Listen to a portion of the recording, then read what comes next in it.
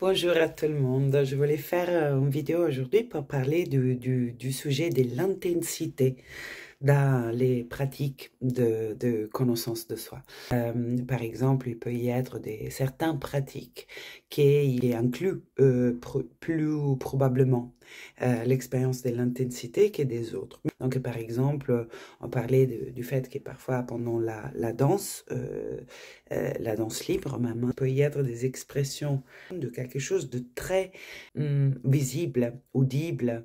Donc voilà, des tremblements, des cris, et ça peut traverser transversalement vraiment beaucoup de pratiques différentes, du tantra à l'éco-constellation, à la respiration, au holotropique, au le breathwork, des pratiques qui visent en quelque part à orienter la conscience vers la mise en lumière de certaines zones de notre inconscient, ce qui fait la vie tout court, hein, quotidiennement. L'intensité de la réponse, après, est vraiment plutôt une attitude personnelle à la proposition, donc aux réponses à la proposition de la vie au don pratique, plutôt que quelque chose qui soit vraiment inhéremment inscrit dans des pratiques ou des langages, voilà, d'exploration intérieure plutôt que des autres.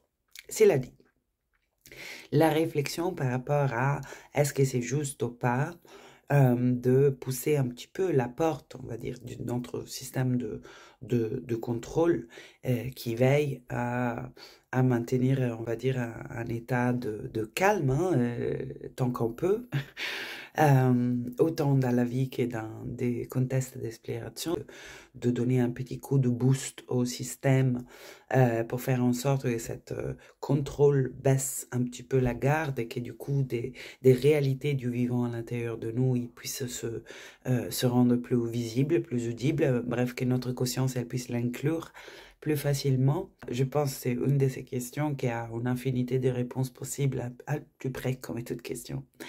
Donc, je peux donner juste la mienne, hein, et la mienne aujourd'hui. De mon expérience, des pratiques qui ont un petit peu poussé la porte dans la direction d'une ouverture, hein, à la rencontre, des émotions qui me traversaient, des systèmes d'adaptation à la souffrance d'hier que j'avais mis en place, des pratiques qui poussaient un peu au-delà en fait de mon contrôle, qui visait à me maintenir dans une zone confortable, répétitive, on va dire, d'un système. De mon expérience, ça a été extrêmement précieux. Certes que ça aurait pu se passer autrement, c'est-à-dire qu'il aurait pu, cette ouverture de certaines zones de mon paysage intérieur qui échappait à ma conscience, aurait pu se produire tout simplement par la vie. Voilà, par des événements, par des circonstances, par le discours de quelqu'un, par un rêve, par moi-même, par mes méditations, etc. Par contre, de mon expérience, ça s'est produit dans des contextes où était facilité un état, si on veut l'appeler de transe, quand même un état, on va dire, de lâcher prise, un peu facilité, voilà, par certaines pratiques ou alors certaines plantes. Or, ce que je crois vraiment fondamental est déjà de se souvenir qu'il existe une infinité de clés pour les portes qu'on porte à l'intérieur et que la vie est tellement bien équipée qu'elle va en fournir encore et encore en boucle. Voilà. Cependant, je sais aussi que pour de longues années, mon système de contrôle était tellement pointu. Cette mise en lumière de certaines choses rencontrait vraiment une résistance très forte.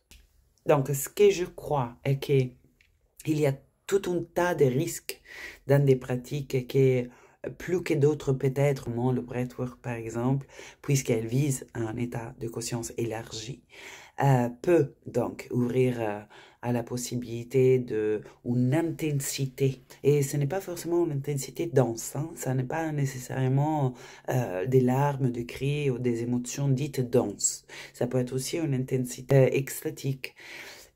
Cependant, c'est certainement vrai que par rapport à des autres pratiques, il y a plus de chances de rejoindre des endroits de ce type-là, donc une certaine intensité. Mais ce n'est pas du tout inscrit dans la pratique elle-même. Et j'en suis la preuve très concrète, dans le sens que mes voyages breathwork sont très discrets, extrêmement discrets. Donc, il n'y a pas une explosion pyrotechnique très visible, et pourtant une expérience profonde parce que facilite grandement la connexion à des niveaux, on va dire, de moi que j'aurais la tendance à regarder un peu plus de loin, voilà, ou alors à conceptualiser, avoir compris, me pas ressentir, etc.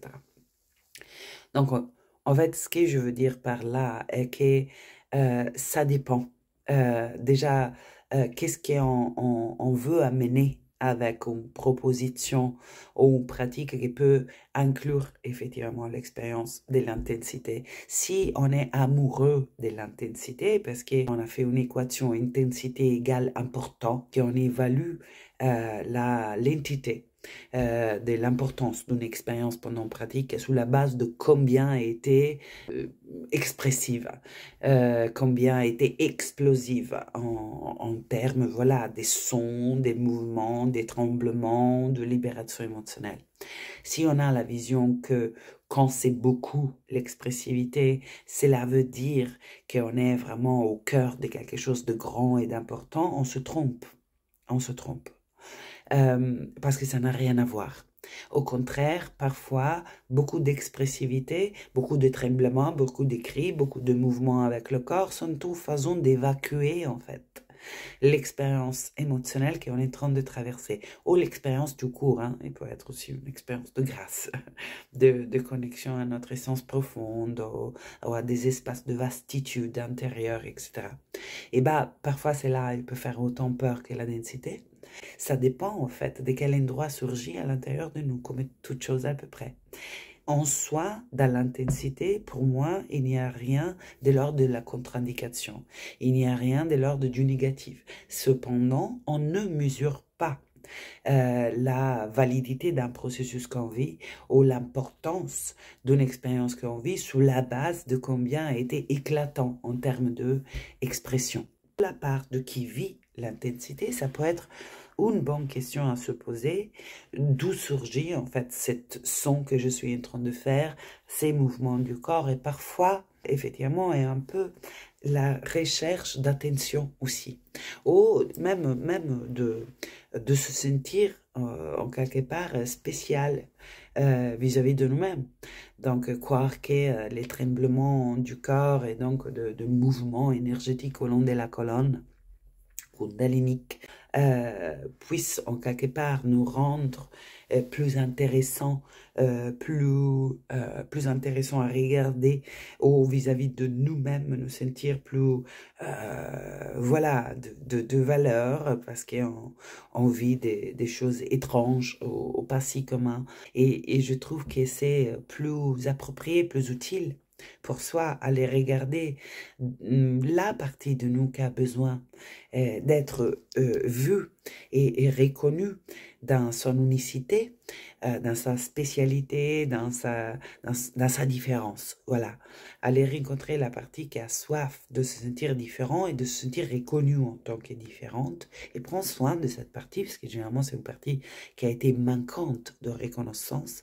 Je trouve c'est peut-être plus utile plutôt que de continuer à entretenir en fait l'expression de cette manque qu'on porte à l'intérieur à travers une expression éclatante. Cela dit, ces expressions-là, elles peuvent être aussi très spontanées. Et au contraire, pour quelqu'un qui a la tendance à retenir et à rentrer dans les clous et à être très contenu, très discret, le fait de rencontrer probablement la peur, hein, de apparaître éclatant, d'apparaître bruyant, d'apparaître évident, d'apparaître étrange, ça peut être très intéressant. Un praticien qui choisit une pratique qui implique une possibilité, on va dire, un peu plus élevée que des autres pratiques, de l'expérience d'une intensité, veiller à soi, à sa posture d'accompagnante et se demander si on ne fait pas une équation un peu erronée, clairement erronée pour moi, entre intensité et efficacité, ou intensité et profondeur du processus que je propose, et donc aussi une association entre intensité que se produit dans le cadre des espaces qu'on anime et valeur de soi en tant qu'accompagnant. Voilà.